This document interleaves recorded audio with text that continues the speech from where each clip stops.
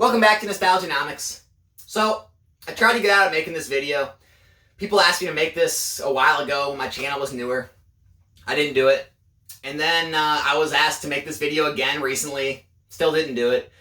And then I wake up this morning and Sean from Reserved Investments made yet another video, hardcore attacking the Pokemon hobby. And so I finally came to the conclusion that, okay, I need to make a response video at this point. Because he's really coming at a hobby that I believe in, that I really love and enjoy and is dear to me. And so, before I get into this video, I do want to say, I respect Sean. I understand what he does over there. He's got a great channel. He does a good job presenting the facts and data behind his opinions. But we just don't see eye to eye, right? I truly believe he believes in what he says. He believes it deep down. I don't believe he's trying to mislead anyone or make anyone miss out on opportunities. It just so happens that what I believe deep down is a lot of times the exact opposite of what he believes. And so, you know, obviously, when we come together, we're going to clash pretty hard, but that's to be expected. But in no way does that mean I hate the guy or dislike the guy or, you know, wish him anything bad in the future. I wish him all the best. But I do feel like it's finally come to the point where I do have to make a response to some of the things he said because people need to hear the whole story, right? People need to hear both sides. They need to hear the doom and gloom. They also need to hear kind of the gold at the end of the rainbow type story, right? And so with that being said, first thing I want to jump into is 9.1 billion cards? He said this, I don't know how many times, 5 or 10 times throughout the video. He really wanted his point to be heard that there were 9.1 billion Pokemon cards printed last year. This stuff is going to zero. Here's the thing about that, okay? There was nothing on the shelves. There were no cards on the shelves. Walmart, Target, nothing on Amazon, nothing at your local game stores, right? The only place you could find product was eBay or TCG Player. The prices were inflated to the moon. It was a scalper's paradise. Pokemon had to print these cards to oblivion to get them back on the shelves because the demand was so freaking high for them, right? The other side of this that no one has talked about is what percentage of those cards do you think are the chase cards? What percentage? I'm willing to bet it's going to be 95+% are not. Maybe more, right? 95% or more of those cards are energies, commons, uncommons, rares, hollow rares, Vs. All those cards, I agree with Sean. They're going to be worth very little, if anything, in the future. However, how hard is it to pull a chase card? How hard is it to pull that alt art, that secret rare that you want? Packs, boxes, cases. It takes thousands of packs now just to complete a small set. A large set, I don't even want to know how many cases it would take now. But the fact of the matter is, those chase cards are more rare than they have ever been in the Pokemon hobby. What that means is, even back in WotC, right? With like the hollows, you could basically open 2 or 3 boxes and have the whole set. I would be willing to bet, even with 9.1 billion cards printed, there may still be less of those alt arts now than what a base set Charizard had back then. Obviously, none of us know that for sure. No one knows the print runs, but that's just how rare these cards are. So even though there's 9.1 billion cards printed, that doesn't scare me in the slightest for the value of the top chase cards in the sets in the future. Why would it, right? Because when you think about it, no one's grading a rare or a hollow rare and putting a PSA 10 copy on their shelf saying, yep, that's going to be worth $1,000 or $1 million one day. No one's doing that, right? Everyone knows a lot of those cards are going to be worthless bulk. We get it. The fact of the matter is, you have to tread through all that worthless bulk to get to that gold at the end of the rainbow, right? To get that alt art chase card, right? To get that secret rare. And then a whole nother process goes into account when you have to get that PSA 10 grade, which isn't always the easiest with the print quality these days. And so, no, the 9.1 billion doesn't scare me in the slightest. And sealed product as well. The fact that these PSA 10 copies, these ultra rare chase cards, are going to have value in the future, in my opinion, means that the sealed product is going to have value because, one, the sealed product will continue to get more scarce by the day as more and more gets opened trying to chase those cards. And two, as those cards rise in value, the sealed product will rise because the chase factor will be more worth it to open the boxes to hit those pulls. And so, no, the 9.1 billion doesn't scare me a bit. And I don't think that's the whole story, just hearing that number. You need to hear all these different factors of why there's that many cards and what percentage of those cards are actually going to be valuable. Next up is kind of going into the supply of things. Sean focuses, 99% on his channel about supply. It's not a lot about demand. He really puts demand on the back burner, where me and Pokemon Classics talked about it recently.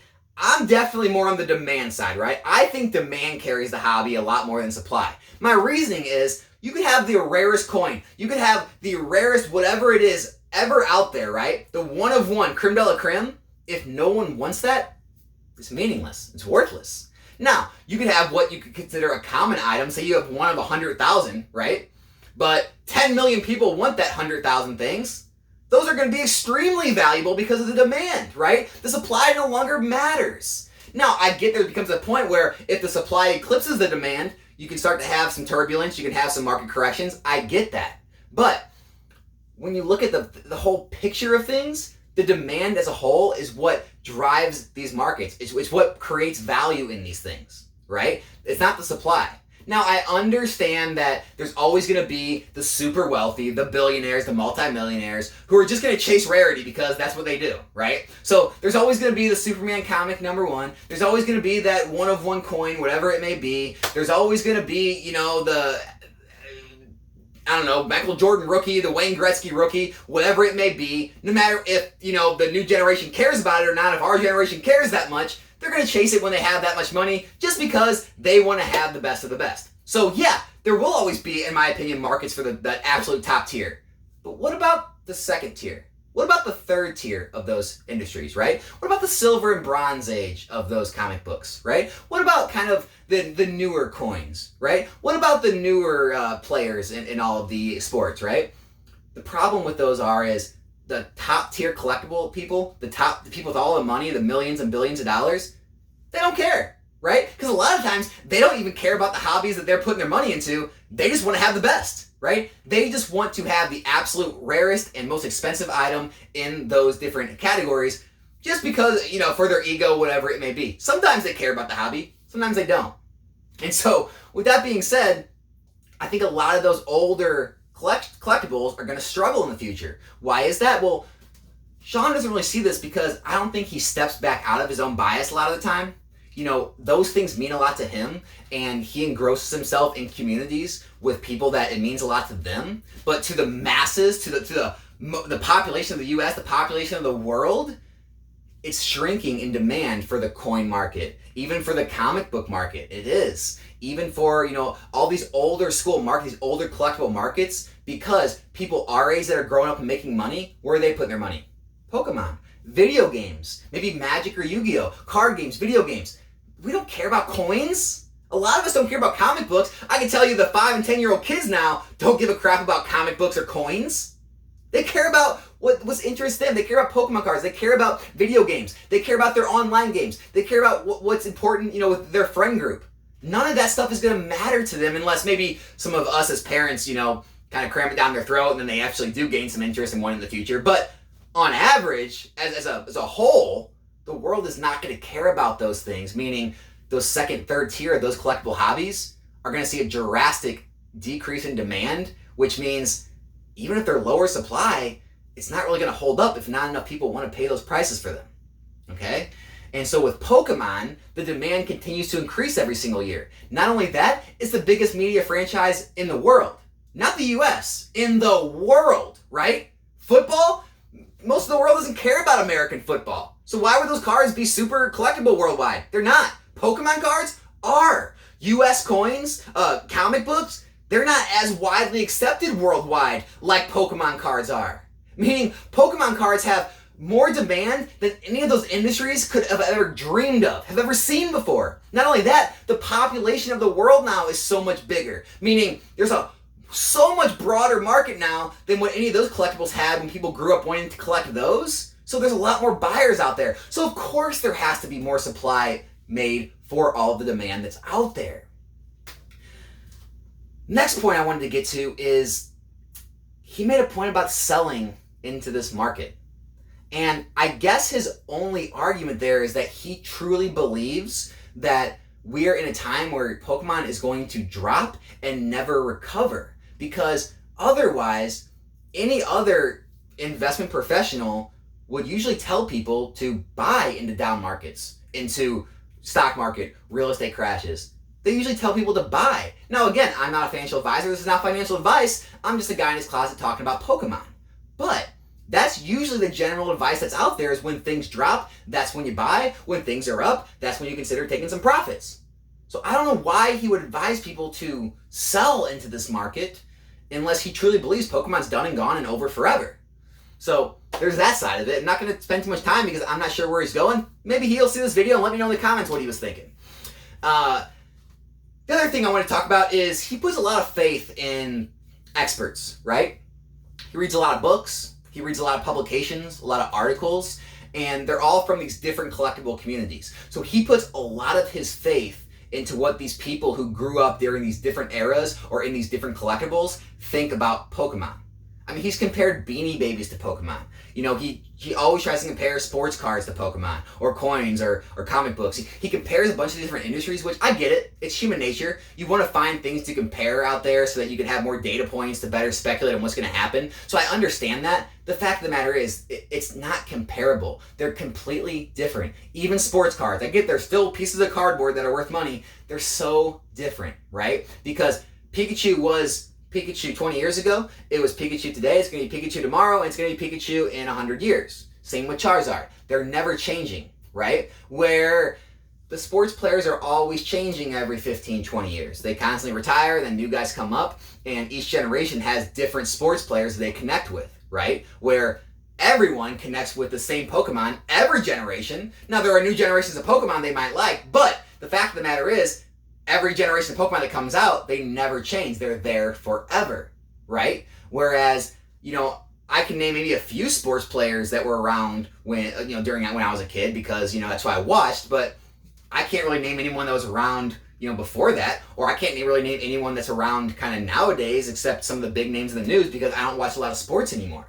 So I know a lot of people are having that same problem because, one, you know, a lot of people aren't even having cable anymore, right? They cut cable and they just have Netflix and YouTube and they don't even watch sports, right? So, yeah, of course the sports market's not going to correlate with Pokemon. And like I said before, a lot of sports aren't worldwide like Pokemon is, right? The comic book market, kids aren't growing up with comic books anymore, right? I didn't grow up with comic books. I have no, you know, care or want or need for comic books, right? But a lot of the older people still hold them in great value. Why? Because they had them when they were kids, so they value them. They want their childhood back. But as those people age out and die, who's going to be there to continue to carry that market except the ultra-rich who just want the rare things? But again, that has nothing to do with the second tier, third tier, fourth tier of those collectible markets, right? And so that's where I see a big problem in the future of a lot of those older markets compared to Pokemon, because I see Pokemon's demand carrying on for the ages. I see a lot of those collectible markets dying in demand, no matter what the supply is. Last thing I wanted to talk about is he talked about the antique and collectible trade as sort of like this market that isn't built for retirement. I don't even know what he's getting at there. The antique collectible trade, it was never created, right? It wasn't like the stock market where they created it to be able to invest in companies, and that's where you held value, your money held value is basically how that company did.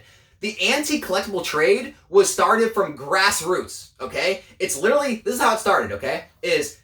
I used to have things as a kid that I liked. As I got older, you know, I lost it or it got broke or I sold it, whatever it may be. I'm older, I want that thing I had as a kid. It's no longer on the retail shelves. I can no longer find it for the price it was at retail. So I go to the secondary market, I find it, I say, oh wow, it's 5 times the price now. But then I have a conversation in my head saying, yeah, you know what, it's 5 times the price, but I really want that. You know, it really means a lot to me. I'm willing to pay that, and so I buy it, right? It's nothing more than that. It's as simple, it's as elementary as that. And that's how every market was created in collectibles and antiques, right? I mean, people they want things that they want, and the things they want are worth more than the amount of dollars that it costs them to buy that thing. And it's not always about speculation. I mean, I talked about it before. Look behind me. I'm not speculating on a Dragon Ball Z DVD. I'm not even speculating on a Pokemon strategy guide, right? I'm not thinking these are gonna rise in value in the future and I'm gonna get rich off of them. No. I said, hey, I remember having those as kids. I really want to own them again. I can't buy them at the store for retail price. How much are they? Oh, they're this much on eBay, they're this much here, they're this much there. That seems to be the price. That's the lowest I can find it for. I guess I gotta pay that guy that much money if I want to own that thing. So I pay it, I get it, now I have it.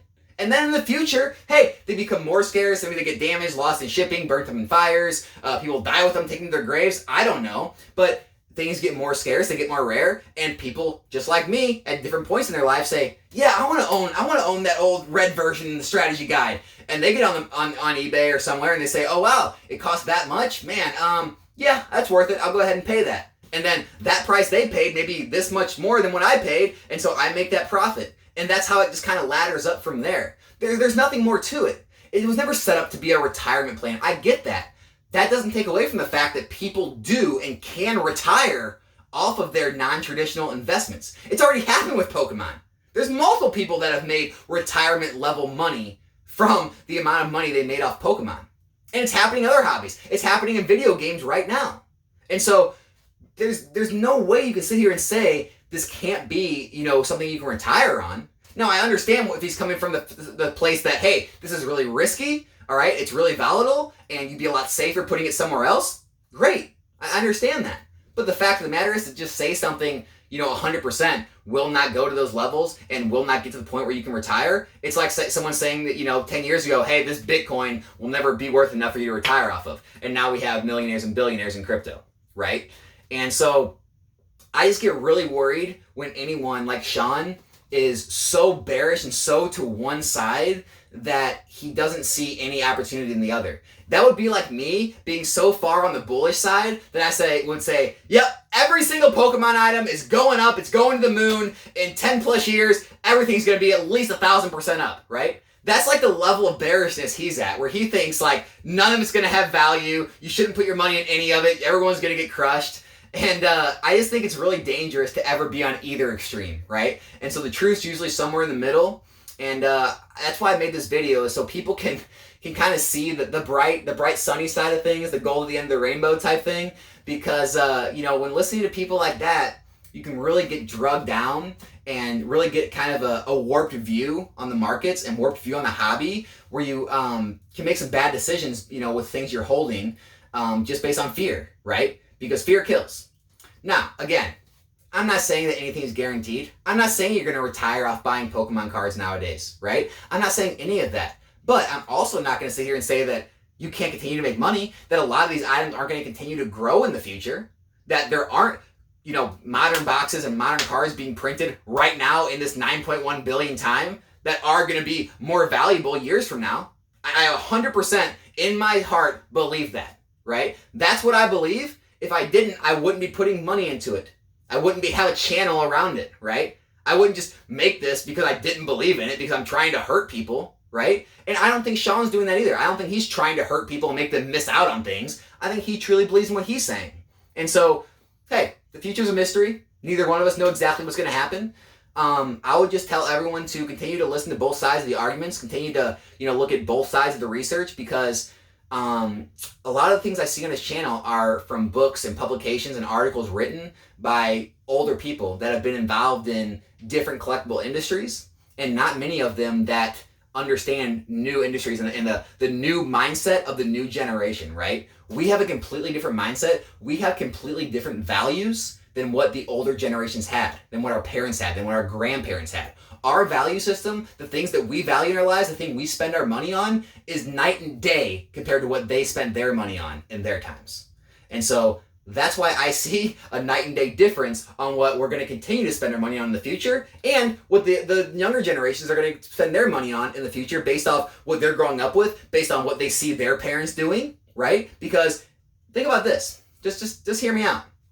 If they're growing up seeing their parents investing in things like Pokemon video games, and they see them making money and speculating and making gains and profits, and they're able to, do whatever, take vacations with it or buy a new car, they're seeing that, that's subconsciously getting wired in their brain like, oh yeah, maybe I do want to put money into those things. Maybe I do want to own those when I'm older. But and it's kind of becomes like a self-fulfilling prophecy where people continue to want to own these things because of the value. Now I get it. That can be dangerous, right? That can end up being like a big house of cards. I get it. But it could also work out the exact other way where there is enough demand worldwide, because think about it.